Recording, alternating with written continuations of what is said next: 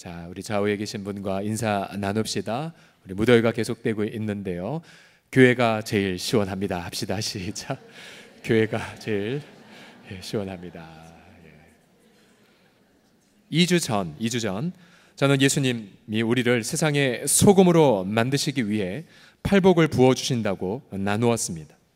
우린 예수님을 만난 순간부터 우린 세상의 소금, 또 세상의 빛이라는 정체성과 사명을 가지게 되었죠. 바로 2주 전 주일날 그 다음 날 월요일과 화요일 저는 사회위원회 우리 담당 장로님과 목사님과 더불어 사회적 목회 컨퍼런스를 다녀왔습니다. 사회적 목회 컨퍼런스.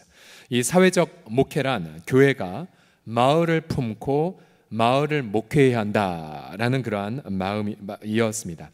즉 교회가 세상의 필요를 품고 세상을 치유하고 변화시켜야 한다는 우리 교회가 주창하는 캐치프레이즈처럼 교회로 세상의 목민센터가 되게 하소서라는 기도 제목을 이렇게 표현한 그런 내용이었습니다. 예를 들어서 어떤 교회에서는 쪽방촌, 섭씨 기온 40도가 넘는 곳에서 힘겹게 사시는 그곳에 이른바 쪽방촌 탈출 헌금을 모아서 이분들에게 지원하여 이분들이 마침내 그곳을 나와 전세를 구할 수 있는 그런 사역을 한 교회도 있었고요. 또한 막상 쪽방촌을 탈출시켜 보니까 이들에게 필요한 건 일자리였기 때문에 이제 일자리를 위한 창업을 위한 지원까지 교회가 한 경우도 있었습니다. 몇몇 분들이 그 창업을 지원받아서 마침내 사장님들이 되어 교회와 목사님에게 고마움을 고백했던 그런 보람을 제가 듣기도 했습니다.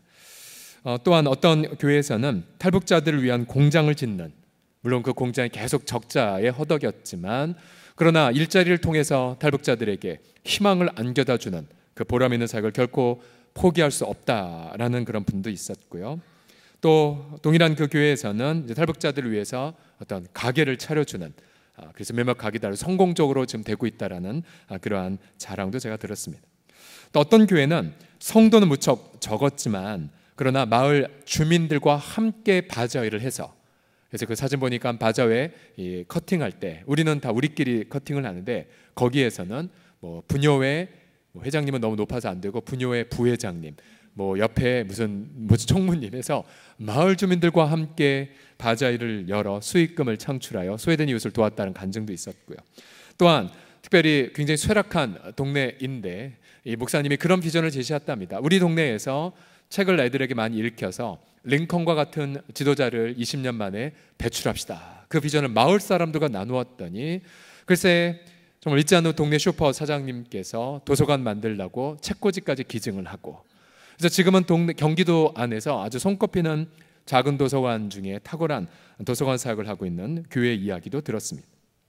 제가 이틀간 그 교회 또 여러 목회자들의 설교와 간증을 들으면서 마음에 굉장히 큰 안심을 하게 되었습니다. 왜냐하면 이 세상 곳곳에 이처럼 세상의 소금으로 살아가고 또 세상의 빛으로 살아가는 많은 교회와 목사님들이 있었기 때문입니다. 그래서 여러분 소망을 가질 수가 있었죠. 그러면서 바로 그 전날 주일날 우리의 정체성이 세상의 소금이고, 만약 소금이 그 맛을 잃어버린 순간 아무 쓸모없어 사람들에게 짓밟힘을 당한다는 내용을 나누었지요. 동일한 메시지를 바로 그 이틀 동안 계속 주께서 강조하신 것을 통하여서 바로 성령 하나님이 우리 교회 공동체를 향해 주시는 메시지를 다시 확인할 수가 있었습니다. 그것은 바로 우리 모두가 세상의 소금으로, 그리고 만약 우리가 세상의 소금으로 살지 않는다면 우리는 아무 쓸모가 없다라는 그러한 메시지였죠.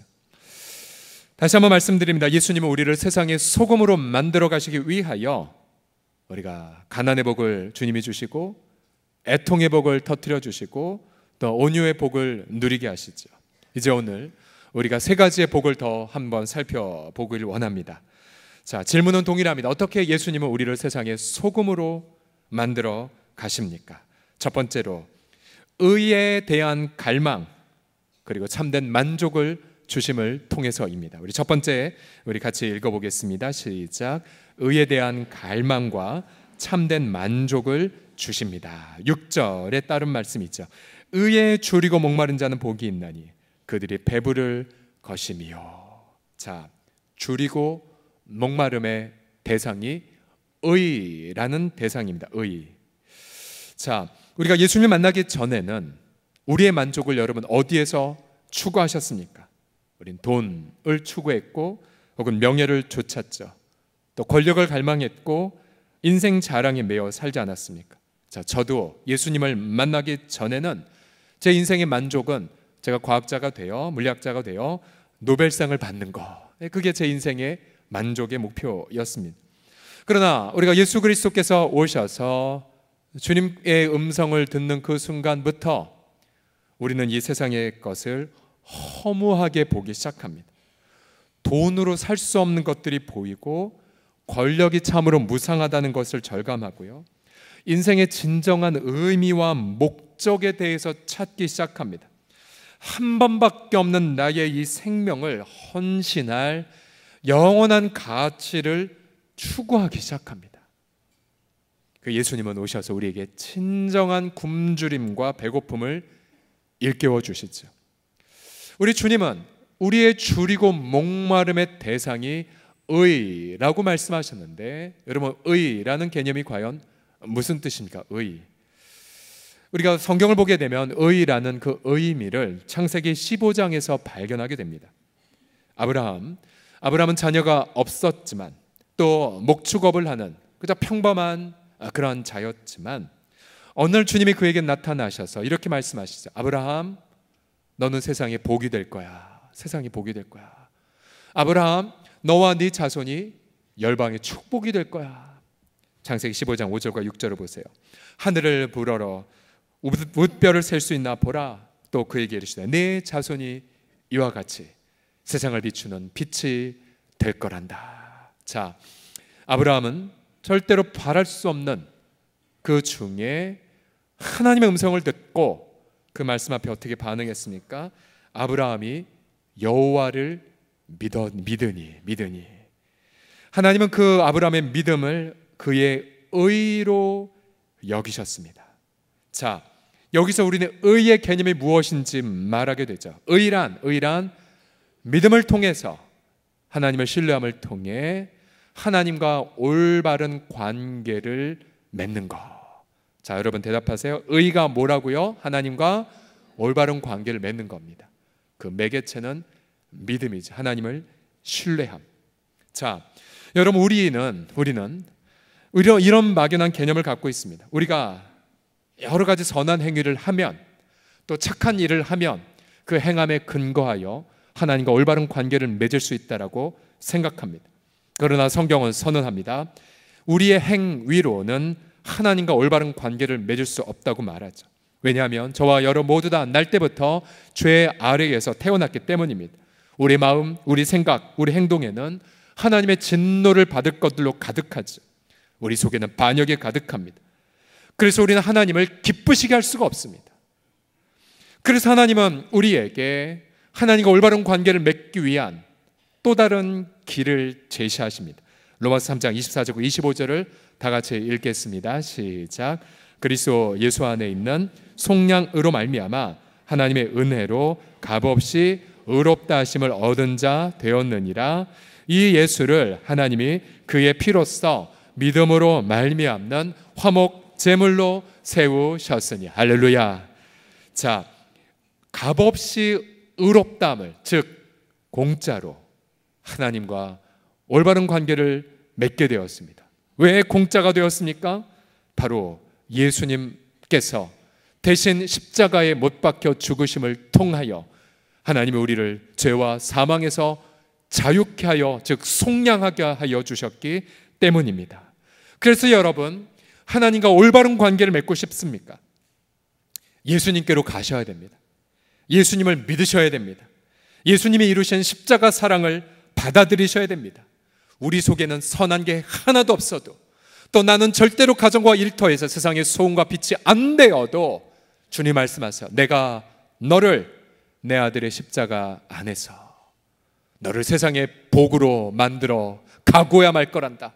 내가 너를 세상의 소금과 빛으로 만들고야 말 텐다 라는 음성을 여러분 들었다면, 아브라함처럼 주님, 저는 아무것도 아니지만 주님이 말씀하셨으니 내가 십자가를 바라보고 믿나이다.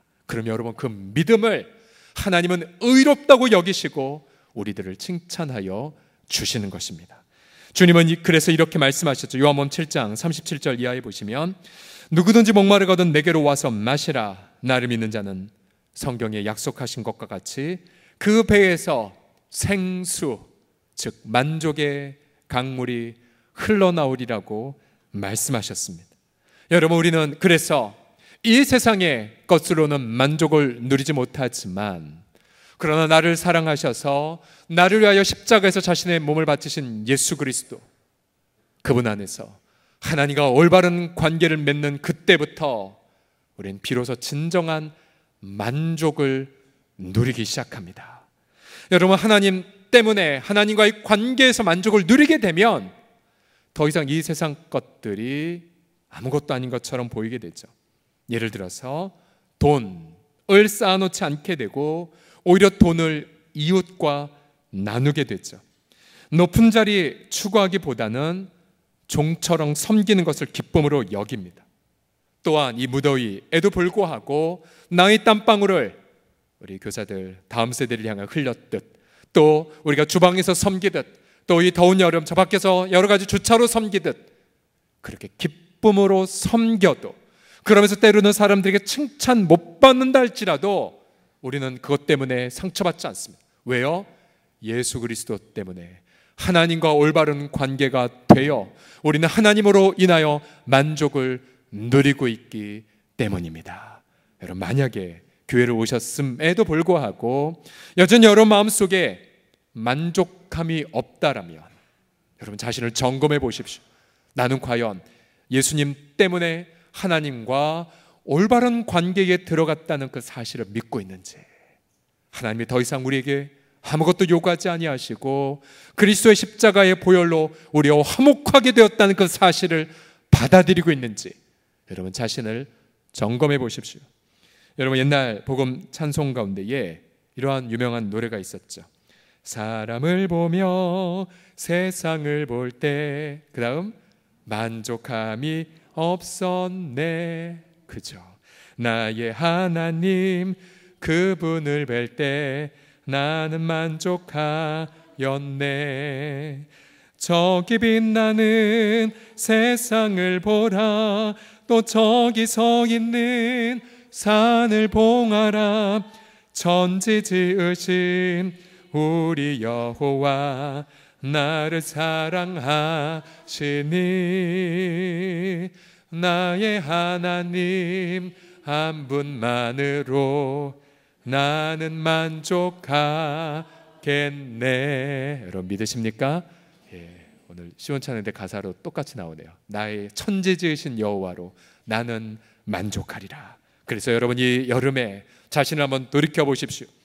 내가 정말로 하나님과의 올바른 관계를 갈망하고 있는지, 만약 그렇지 않다면 그 갈망, 하나님과의 깊은 만남을 사모하십시오. 여러분, 이 무더위 속에 오히려 말씀 묵상 속에 깊이 있게 침잠에 들어가시고요, 또 주님의 면전 앞에 깊이 있게 묵상하시면서 새벽을 깨우시고, 그리고 밤에 교회 와서 기도하시고, 그래서 그 말씀이 주시는 그 시원한 누림과 쉼을 누리셔서 주님, 저는 하나님 때문에 만족합니다. 그 만족을 시원하게 누리는 여름 보내시길 예수님의 이름으로 축복합니다. 자, 옆 사람 보면서 이렇게 외치겠습니다. 저는 하나님 한 분만으로 만족합니다. 시작. 저는 하나님 한 분만으로 만족합니다. 두 번째로, 어떻게 예수님 우리를 세상의 소금으로 만들어 가시냐면 긍휼의 마음에 선물로 채워가심을 통해서입니다. 긍휼의 마음에 하늘의 선물로 채워가심을 통해서입니다. 7절을 보시면요, 긍휼히 여기는 자는 복이 있나니 그들이 긍휼히 여김을 받을 것이며 라고 말하죠. 이 긍휼히 여기다라는 히라버 단어는 엘레에오라는 단어입니다. 제가 이번에 개이국을 다녀오면서, 터키를 다녀오면서 비행기에서 오랜 시간 머물기 때문에 제가 엘레오가 들어간 모든 성경을 다 출력해서 한 10장 넘더라고요. 그래서 이제 비행기에서 쭉 묵상을 해보았습니다. 이 엘레오란 단어의 기본 뜻이 뭐냐면 이거예요. 공짜로 주다, 은혜로 선물하다 라는 뜻이에요. 자, 그래서 자, 여러분 자녀를 낳는 거, 여기 보면 우리 젊은 애기 아빠들이 있는데, 여러분 애기가 옆에서 누워 있을 때 우리 아빠들 뭘 고백하세요? 보면 이렇게 고백하시죠. 나같이 부족한 놈에게 이런 천사를 보내시다니. 그죠? 애기 아빠 느끼시죠? 그죠? 악인이어도 하나님은 자녀를 선물로 주세요. 그리고 성경은 자녀를 가리켜 하늘에서 부어주는 긍휼의 선물이라고 말합니다. 자, 햇빛 또 비, 여러분 비를, 여러분 밖에 나가보니 교회 다니는 사람에게 비가 내리고 교회 안 다니는 사람 비가 없고, 여러분 그러십니까? 아니죠. 하나님은 긍휼의 하나님이기에 모든 인류에게 비를 주시고 또 추수기에 추수의 열매도 주십니다. 이게 바로 긍휼의 하나님이세요. 그런데 우리가 누리는 이 긍휼의 선물 가운데에 가장 절정의 선물이 무엇인 줄 아십니까? 사도 바울이 디모데전서 1장 15절에서 이렇게 밝히고 있습니다. mit보다 모든 사람이 받을 만한 이 말이요, 그리스도 예수께서 죄인을 구원하시려고 세상에 임하셨다 하였도다. 죄인 중에 내가 으뜸이니라. 결국 죄인에게 임하신 사랑. 바울이 말하죠. 그러나 내가 긍휼을 입은 까닭은, 즉 가장 큰 긍휼의 선물은 죄인에게 임한 예수님의 용서의 은혜입니다. 용서의 선물. 내가 긍휼을 입은 까닭은 예수 그리스도께서 내게 먼저 일체 오래 참으심을 보이사 후에 주를 믿어 영생 얻는 자들에게 본이 되게 하려 하심이라. 여러분 성경에 이 죄를 부채, 빚으로 종종 비유합니다. 우리가 하나님 앞에 얼마나 많은 부채를 여러분 졌을까요? 행함의 죄, 생략의 죄, 저질렀던 죄, 몸으로 마음으로 졌던 죄, 무수하게 많은 그 죄. 여러분 그러면 시간을 몇 년 들이면 그 죄의 부채를 다 갚을 거라 생각하십니까? 100년? 200년? 1000년? 아니요. 우리에게 무한한 시간이 주어진다 한들 우리의 노력으론 죄값을 다 지불할 수가 없습니다. 이 죄인들을 향한 그래서 긍휼의 선물이 무엇입니까? 바로 그리스도 예수께서 나 같은 죄인의 괴수들에게 임하셔서 용서의 선물을 주신 거죠. 그래서 보통 용서를 가리켜 죄의 부채를 탕감해 주는 것으로 표현합니다. 예수께서 십자가에서 못 박혀 마지막 숨지시기 직전 그 입에서 이런 말씀이 나왔죠. 다 이루었도다. 히라보로 텔레스타이. 이건 당시 시장에서 내가 값을 다 지불했어, 내가 당신의 빚을 다 면제해 주었어 라고 할 때 썼던 말이었습니다. 주님은 바로 십자가에서 저와 여러분의 영원한 죄의 대가를 다 지불하여 주셨습니다. 바로 이것이 우리가 누리는 최상의 긍휼의 선물입니다. 자, 그러면 우리가 이런 긍휼의 선물을 받았다는 것을 자각하는 그 순간 우리는 본능적으로 다른 이웃을 향하여 긍휼의 선물을 베풀기 시작합니다. 가령 누군가 내게 해악을 끼쳤을 때, 그래서 내가 마음으로 그를 증오하고 뭔가 원수를 갚고자 애쓰는 그 순간 주님 우리에게 말씀하세요. 경철아, 내가 너의 모든 죄를 다 갚아줬는데 너는 왜 그의 빚을 풀어주지 않니? 그럼 여러분 양심이 있다면 우리는 고개를 끄덕일 수밖에 없어요. 주님, 제가 용서받았기에 제가 그도 용서하겠나이다. 여러분 만약에 내가 누군가를 향하여 용서하고 싶은 마음이 전혀 들지 않고 자꾸만 증오, 판단 그리고 원망만 가득하다면 여러분 스스로를 점검해 보십시오. 여러분 먼저 긍휼의 선물을 받으셨는지, 내가 정말로 죄 용서받았다는 분명한 확신이 있는지 돌이키시고 회개하시고 십자가 앞에 여러분의 그 악독을 포기하셔야 됩니다. 우리가 예수님이 주신 긍휼의 선물을 자각할 때 우리는 이웃을 향하여 긍휼의 선물을 아낌없이 주기 시작합니다. 긍휼히 여기는 자는 복이 있나니, 왜냐하면 저들이 긍휼히 여김을 받을 것입니다. 그래서 계속해서 이 긍휼의 선물에 선순환이 이뤄지게 되죠. 내가 받은 죄 용서의 사랑으로 누군가를 긍휼히 여기게 되고, 내가 누군가를 긍휼히 여기게 되면 또다시 하늘에선 선물이 우리에게 부어지게 됩니다. 여러분, 이것은 너무나 놀라운 신앙의 희열을 뜻하죠. 예를 들어 여러분, 이번에 개국의 두 번째 발자국에 헌신한 분들을 보십시오. 우리 성도들 약 10분이 가셨는데, 여러분, 이분들 시간이 많거나 물질이 풍성해서 가신 것은 절대 아니었습니다. 어떤 분은 회사 사장님이시지만 공장이 바쁜 일을 뒤로 한 채 주말을 껴서 그렇게 비행기표를 끊었고요, 월요일날 귀국하는 날 바로 그날 또 공장으로 출근까지도 하셨습니다. 어떤 지체는 남편에게 자녀들을 맡긴 채 그렇게 합류하기도 했었죠. 왜요? 그 땅에는 영혼들을 향한 긍휼히 여기던 마음 때문이었어요.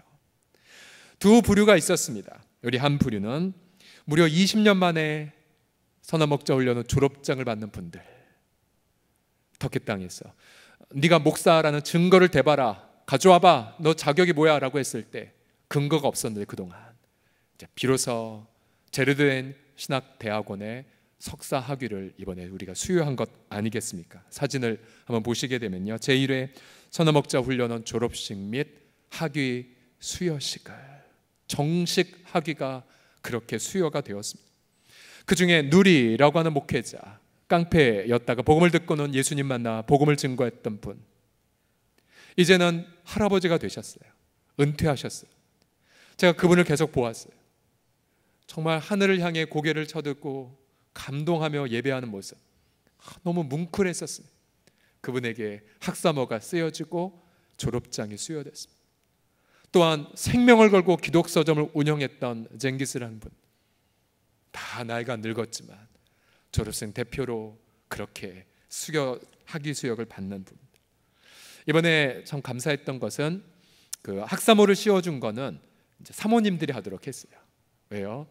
많이 함께 수고했기 때문에. 우리는 그들을 축복했다는 그 사실 하나만으로도 너무나도 중요한 그런 감동을 토요일날 경험을 했고요. 또 주일날에는 이스마일과 슐레라는 커플의 결혼 예배를 저희가 섬겼습니다. 양가 부모님들은 극렬한 무슬림 가정이었기 때문에 이들의 믿음과 이들의 결혼을 크게 반대했었습니다. 그래서 이스마일이란 형제는 아랍어 또 히브리어에 능통한 형제인데 코란을 읽다가 도저히 이게 말 이해가 되지 않아서 직접 성경을 읽었는데, 성경을 통해 예수 그리스도를 만난 아주 귀한 자원입니다. 근데 신부 측 부모님이 자신의 딸을 무슬림 가정에 그냥 시집 보내겠다는 겁니다. 그냥 관공서 가서 등록해버리면 끝나는 거였거든요.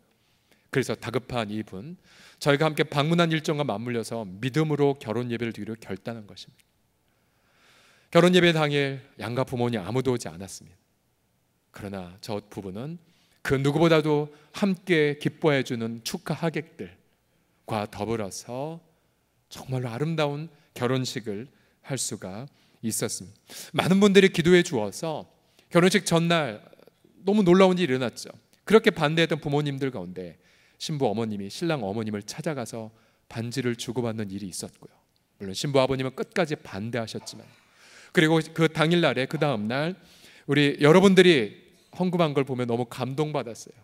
어떤 분들은 전기밥솥, 어떤 분들은 이불, 그리고 축의금, 여러분들의 헌금을 하나하나 보면서 또 그 전날 선화목자 훈련원 때 여러분들의 졸업식 가운 선물, 많은 선물도 여러분 헌금하셨거든요. 또 선화목자 훈련원 매해마다 있는 여러분들의 헌금이 전부 다 쓰여진 것 아니겠습니까? 긍휼히 여기는 자는 긍휼히 여김을 받을 것이요. 여러분, 이 말씀을 다르게 의역하면 이것이죠. 네가 먼저 은혜의 선물을 베풀 때 하늘에서 너에게 선물이 주어질 것이니라. 그러기에 여러분, 이번 여름에 다음 세대들을 위하여서 땀방울을 흘린 우리 교사들, 다음 세대들을 향해 은혜의 선물을 준 우리 교사들이 하늘로부터 받을 놀라운 선물 얼마나 클까요? 여러분, 기대해 보십시오. 또한 이번 블레싱 코리아 기간 동안 우리는 좀 덥지 않도록 계속 기도하고 있는데요, 그러나 더위에도 불구하고 현지 영혼들을 긍휼히 여겨 사랑과 복음을 나눠주는 발걸음, 여러분, 그 위에 담겨질 기쁨, 희열, 그리고 감동, 감격, 깨달음, 주님을 닮아감, 여러분 그 선물이 얼마나 클지 기대해 보셨습니까? 그래서 여러분 예수 믿는 이 신앙생활은요 그저 늘 우울하고 엄숙한 이미지가 아닙니다. 긍휼히 여기는 자, 하늘로부터 긍휼히 여기를 받는 선물을 누리기 때문에 신앙생활의 이미지는 기쁨의 이미지예요. 희열의 이미지고 역동적인 이미지이고 자신의 인생 속에 부어지는 그 감격스러운 일 때문에 주체할 수 없는 자랑이 넘쳐난 그 삶, 긍휼의 선물이 가득한 삶, 저와 여러분이 이번 여름에 더 뜨겁게 긍휼의 선물을 나누심으로 하늘로부터 부어지는 긍휼의 선물로 가득히 채워짐을 경험하는 우리 모두가 되시기를 예수님의 이름으로 축복합니다. 옆 사람 보면 이렇게 축복하겠습니다. 선물이 하늘에서 부어질 것입니다 라고 시작. 선물이 하늘에서 부어질 것입니다. 아멘. 마지막으로 어떻게 예수님은 우리를 세상의 소금으로 만들어 가실까요? 하나님을 보는 청결한 마음을 주심을 통해서입니다. 5장 8절에 마음이 청결한 자는 복이 있나니 그들이 하나님을 볼 것이미요 라고 말합니다. 자, 여러분, 하나님을 보는 것, 그것은 모든 인류가 간구했던 그런 주제였죠. 모든 철학, 모든 역사, 인생은 하나님을 만나고 싶어 합니다. 그런데 주님은 하나님을 보기 위해 우리에게 마음을 청결하게 하는 복을 주신다고 약속하셨죠. 예수님이 어떻게 우리 마음을 청결하게 하십니까? 히브리서 9장 14절 보시면요, 하물며 영원하신 성령으로 말미암아 흠없는 자기를 하나님께 드린 그리스도의 피가 어찌 너희 양심을 죽은 행실에서 깨끗하게 하고 청결하게 하고 살아계신 하나님을 섬기게 하지 못하겠느냐. 여러분, 왜 하나님이 보이지 않는 줄 아십니까? 마음이 청결하지 않아서 그래요. 죽은 행실, 허물과 죄 때문이죠. 그러나 우리 사랑하는 예수 그리스도께서 우리 가운데 오셔서 자신의 피로 우리의 양심, 죽은 행실로부터 우리를 깨끗하게 만들어 주셨습니다. 그리고 때로는 우리가 신앙생활 할 때, 저도 그래요, 죄를 짓거나 아니면 미성숙한 성품 때문에, 인격 때문에 범죄하면 우리 양심은 죄 때문에 무뎌집니다. 그리고 굳어지죠. 때로 어떤 분들은 양심이 부서진 분도 있어요. 그럼 하나님 보이지 않아요. 그래 놓고는 자기 죄 때문에 하나님이 안 보이는데, 그래 놓고 세상 가서 더욱 강력하게 말하죠. 하나님 안 계셔, 안 계셔. 그러나 그때마다 우리 예수 그리스도는 우리에게 끊임없이 자신의 피로 인하여 우리 양심을 죽은 행실로부터 정결하게 만들어 가십니다. 씻어주세요. 깨끗하게 만들어 가세요. 그래서 그 양심을 가지고 우리의 가정의 한복판 안에서, 우리 세상의 한 현장 속에서 하나님을 바라보도록 우리 가운데 날마다 역사하여 주십니다. 여러분, 하나님을 본다는 게 무슨 의미인 줄 아십니까? 본래 성경은 하나님은 아무도 볼 수 없는 분이라고 말하고 있죠. 하나님 본다는 건 뭐냐면 우리의 일상의 삶 속에서 하나님의 마음을 본다는 것입니다. 하나님의 일하심을 바라본다는 거죠. 하나님이 보는 것을 보고 하나님이 아파하는 걸 아파하고 하나님이 사랑하는 자를 사랑하는 것, 우리 인격 속에 하나님의 성품이 체현되는 것을 뜻합니다. 성난 군중 앞에서 끝까지 예수 그리스도의 복음을 증거하고 돌에 맞아 죽을 때에도 아버지여 저들의 죄를 저들에게 돌리지 마소서라고 용서로 인생을 마무리했던 분, 스데반 집사님. 그가 그토록 담대했던 이유도 사도행 7장 55절을 보십시오. 스데반이 성령 충만하여 하늘을 우러러 주목하여 하나님의 영광과 및 예수께서 하나님의 우편에 서신 것을 뭐 했다고요? 보았기 때문에 그래요. 하나님을 보았기에 끝까지 용서를 외쳤던 스데반. 창세기에 은밀한 성적 유혹을 받았던 요셉, 그도 아무도 보지 않았지만 내가 어찌 큰 악을 행하여 하나님의 얼굴 앞에서 죄를 지으리오, 그러면서 유혹의 자리를 박차고 떠나지 않았습니까? 모세, 그도 왕의 위협과 온갖 협박이 있었지만 히브리서 11장 27절을 보시면 모세가 믿음으로 애굽을 떠나 왕의 노함을 무서워하지 아니하고 곧 보이지 아니하는 하나님을 보는 것 같이 하여 인내했다라고 말합니다. 다니엘의 세 친구들도 그 무시무시한 불구덩이 앞에서 넌 나의 우상에게 절하라는 왕의 협박에도 굴하지 않고 왕이여 우리가 절하지 않겠나이다 라고 하며 우리가 불구덩이에 들어가도 우리는 당신의 우상에게 절하지 않겠나이다. 왜요? 그들에게는 살아계신 하나님의 영광을 믿음으로 바라볼 수 있었기 때문입니다.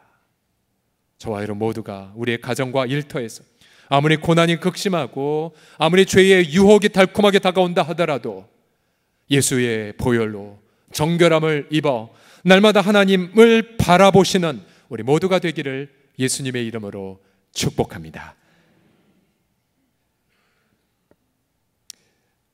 저는 지난 월요일 날 이제 터키에서 이제 귀국을 했고요.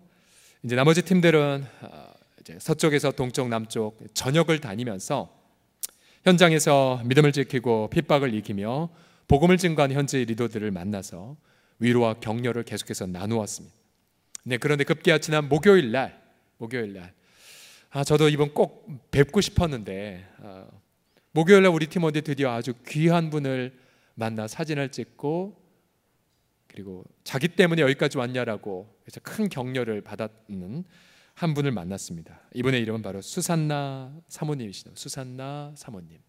자, 목요일 우리 팀원들이 만난 분인데요. 현재 이 사모님은 자신의 세 자녀와 함께 그 땅에서 사역을 하고 계십니다. 네, 여러분 이분이 누군지 아십니까? 수산나 사모님. 이분은 지난 2007년 4월 18일인가요? 자신의 남편인 틸만 선교사와 또 네자티 오르라는 터키 현지인들, 이 사모님은 그날 터키 그 무슬림 극렬 분자들에 의하여 자신의 남편을 잃은 슬픔을 가진 분이셨습니다. 그날 약 5명의 현지 청년들이 이들이 사역하는 사무실에 갑자기 난입했고 이 3명을 결박했고 고문을 가하기 시작했습니다. 3시간 이상 예수 그리스도를 부인하라고 협박을 했고요. 칼을 찌르고 말로 이 자리에서 표현할 수 없는 난도질을 이분들은 당하셨습니다. 수산나 사모님의 남편 틸만 선교사는 독일 분이신데요. 무려 156번이나 칼로 찔림을 당하였습니다. 마침내 이 3사람 모두 정말 형체도 알아볼 수 없을 만큼 고난당하고 고문당했고 마침내 목이 잘려 이제 순교를 하셨죠. 그러나 아무도 예수 그리스도를 부인하지 않았습니다. 그때 수산나 선교사님은 이 직후에 터키 전체가 이제 경악을 했던 그 상황 속에서 이 3사람의 장례식을 용감하게 치러준 분이 계시죠. 바로 우리 교회도 오셨던 이산 목사님, 용감하게 장례를 치렀고요. 그 당시 수산나 사모님은 TV 방송을 통하여서 이런 기가 막힌 고백을 남기셨습니다. 저들을 용서합니다. 저들이 한 일이 무엇인지 진실로 모르기 때문입니다. 그 당시 많은 선교사들은 그 땅을 이제 철수하기 시작했습니다. 수산나 사모님, 남편을 이제 잃어버리고 고통 가운데 있을 때에 그때부터 시작했던 게 뭐냐면 말씀 묵상이었습니다.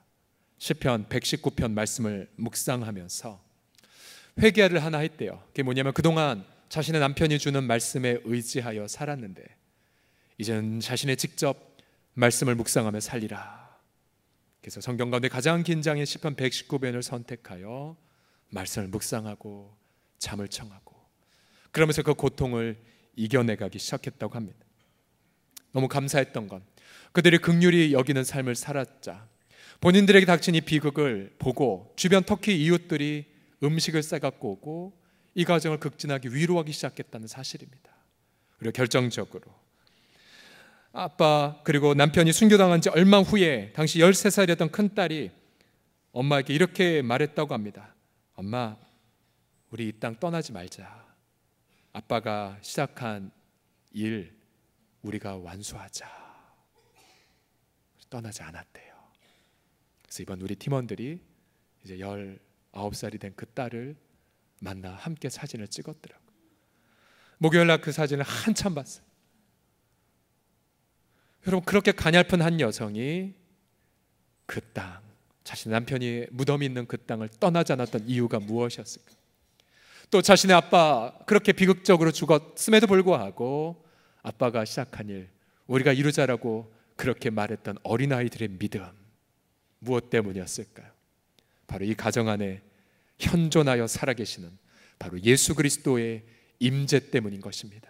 예수께서 날마다 이 가정의 말씀으로 임재하셨고, 예수께서 날마다 말씀을 통하여 이들에게 하나님의 영광을 목독케 하셨고, 그래서 자신의 남편 그리고 자신의 아버지가 아버지 주님의 품 안에서 누릴 영원한 영광을 바라보게 하여 주셨고, 그러면서 예수 그리스도 때문에 그 자신들에게 상해를 끼친 영혼들을 향하여 포기할 수 없는 긍휼의 마음으로 그 땅의 영혼들을 섬겼던 것이고, 지금까지. 그래서 그들은 지금 그 지역을 변화시키는 진짜 소금이요 빛으로 지금도 그곳에 계십니다. 이 가냘픈 여성도 이처럼 예수 그리스도의 복을 누리며 그 땅을 변혁시키고 있다면, 우리 사랑하는 성도들이요, 여러분 지난 한 주간 이 무더위 속에서, 아니 무더위보다 더 힘든 고통과 재앙과 소망 없음을 겪으면서 여러분, 우리 주님이 여러분들을 가만히 놓아두실까요?